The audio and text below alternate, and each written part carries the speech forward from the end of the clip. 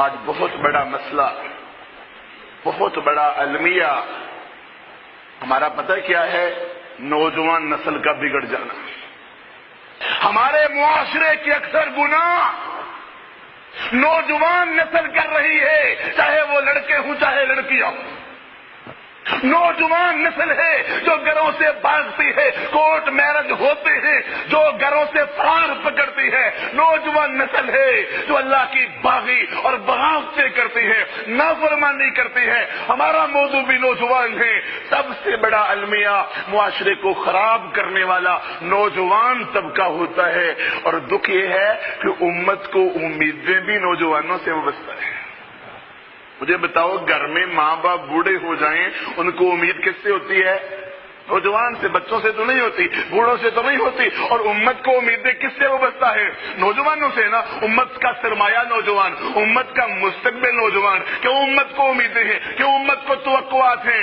اس لیے کہ جتنا کام نوجوان کر سکتے ہیں بوڑھے کر سکتے ہیں۔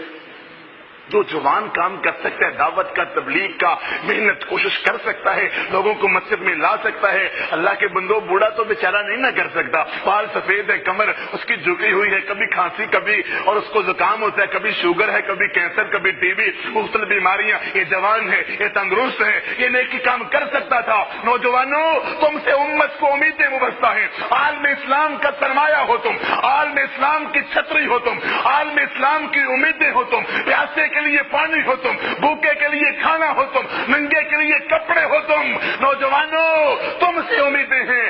ایک تو تم طاقت رکھتے ہو، قوت رکھتے ہو۔ موسیٰ علیہ السلام جوان تھے نا کہ مدین کنویں پہ وہ جو نوجوان لڑکیاں ایک سائیڈ پہ کھڑی تھی، کون پانی پلائے گا ہماری بکریوں کو؟ اس نوجوان نے پانی پلایا تھا نا، طاقت والے تھے۔ کیا کہا تھا؟ کیا کہا تھا ان لڑکیوں نے؟ کبھی الامین۔ یہ جو نوجوان ہے نا طاقت والا بھی ہے۔ ایک خوبی تو یہ ہے کہ طاقت والا ہے، اور دوسری خوبی جو اہم ترین ہے، امانت دار بھی ہے۔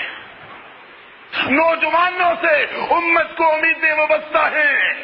یہ اسلام کا کام کریں گے، خالص اسلام کی نشر و اشاعت کریں گے، توحید کے پودے لگائیں گے، یہ گھر بنائیں گے، یہ بلڈنگیں تعمیر کریں گے۔ کون سی؟ اسلام کی بلڈنگیں تعمیر کریں گے، توحید کی بلڈنگیں تعمیر کریں گے، عقیدہ کی بلڈنگیں تعمیر کریں گے۔ نوجوانوں سے امیدیں وابستہ ہیں، اس لیے کہ ان کے پاس وقت بھی ہوتا ہے۔ اکثر بوڑھے پتہ کیا کہتے ہیں؟ بیٹا اب تو تمہارا دور ہے، ہم تو بوڑھے ہو گئے ہیں، ہم نے جتنا کام کرنا تھا کر لیا، اب بیٹا تم نے یہ کام سنبھالنا ہے، تمہاری ذمہ داری ہے۔ اور اللہ کے نبی اسلام کے بعد جوانوں نے تو کام سنبھالا تھا، اللہ کے دین کو پھیلایا تھا۔ امت کو نوجوانوں سے امیدیں وابستہ ہیں، اور دوسری طرف کافروں کا ہدف بھی نوجوان ہے۔ کبھی ڈاکو اور چور کسی بوڑھے سے نہیں کہے گا کہ آؤ میرے ساتھ ڈاکہ مارنے جاؤ۔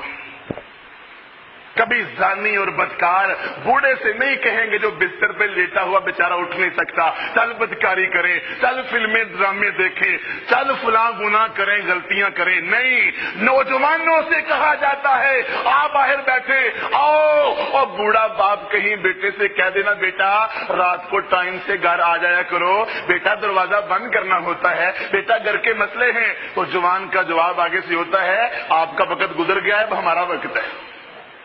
آپ بھی جوانی میں گھوما کرتے تھے، آپ بھی جوانی میں پھرا کرتے تھے، یہ آگے سے نوجوانوں کے جواب ہوتے ہیں۔ اور ماں باپ کی فکر کیا ہوتی ہے؟ بیٹا حالات صحیح نہیں ہے، بیٹا ماحول صحیح نہیں ہے، بیٹا طوفان ہے، بیٹا سیلاب ہے، بیٹا آندھیاں چل رہی ہیں، بیٹا تاریکیاں ہیں، بیٹا کہیں پر الزام نہ لگا دے، بیٹا تمہیں کو اغوا نہ کر لے، بیٹا کو ہمارے لیے مسئلہ نہ بن جائے۔ بیچارے ماں باپ ترلے کرتے رہتے ہیں، منتیں کرتے، بس کہاں کہاں تک وہ نظر رکھے، کہاں کہاں تک نظر رکھے؟ یہ تو 100 جھوٹ بولنے والی اولاد ہوتی ہے، 100 نخرے کرنے والی، 100 لاڈ کے مظاہرے کرنے والی اکثریت کا یہ حال ہوتا ہے۔ اللہ کے بندو، سچی بات کرتا ہوں، جب کسی جوان کو دیکھتے ہیں نا ماشاءاللہ نکلی ہوئی چھوٹی چھوٹی داڑھی ہوتی ہے، کپڑا ٹخنوں سے اوپر ہوتا ہے، سر پہ اس پہ کوئی کپڑا ہوتا ہے اور بڑی نظریں جھکائی ہوئی ہوتی ہیں، اللہ ایسے ہی لگ جیسے کوئی فرشتہ ہوتا ہے، فرشتہ صفت لگتا ہے۔ ماشاءاللہ جوانی کے اندر اتنا تقویٰ، اتنی پرہیزگاری، کپڑا نصف ٹخنوں پر، نصف سے پنڈلی تک کپڑا ہے، ٹخنوں سے اوپر کپڑا ہے، قرآن پڑھتا ہے، ماشاءاللہ حافظ قرآن ہے جی، عالم دین ہے جی، یہ مدرسے میں پڑھ رہا ہے جی، علم حاصل کر رہا ہے جی۔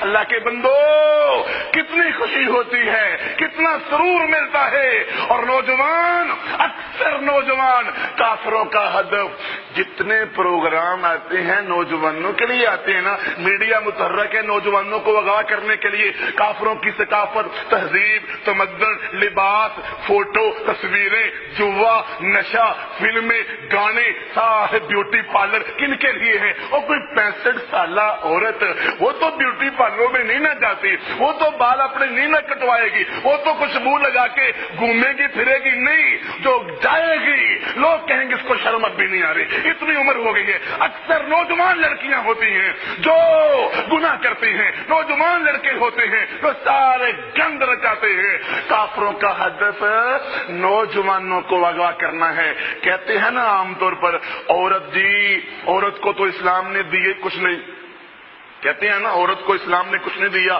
عورت کا حق مار دیا، عورت سے انصاف نہیں کیا، عورت کو ترقی دو۔ ہم کہتے ہیں اچھا جی تمہیں عورت کو ترقی دینی ہے نا، پھر کچھ 70-75 سالہ جو بوڑھی عورت ہوتی ہے نا اس کو کوئی نوکری دے لو، اس کو کوئی عہدہ دے لو۔ نہیں، کس کو دیں گے؟ نوجوان لڑکی کو۔ کیوں؟ اس کے حسن کو، اس کے جمال کو لوٹنا چاہتے ہیں، اس کی عزت کو لوٹنا چاہتے ہیں۔ یہ کرکس، یہ کبے، یہ کتے، یہ خنزیر، یہ جانور۔ اے مسلمان بہن، ترقی کے نام پر، تعلیم کے نام پر، ایجوکیشن کے نام پر، پارکوں کے نام پر، ثقافت کے نام پر، میرج ہال کے نام پر، اے میری مسلمان بہن، ان کی نظر تیرا نقاب اتارنے پر ہے، ان کی نظر تیری عزت لوٹنے پر ہے۔ یہ تیرے ہمدرد نہیں ہے، یہ ڈاکو ہے، یہ چور ہے۔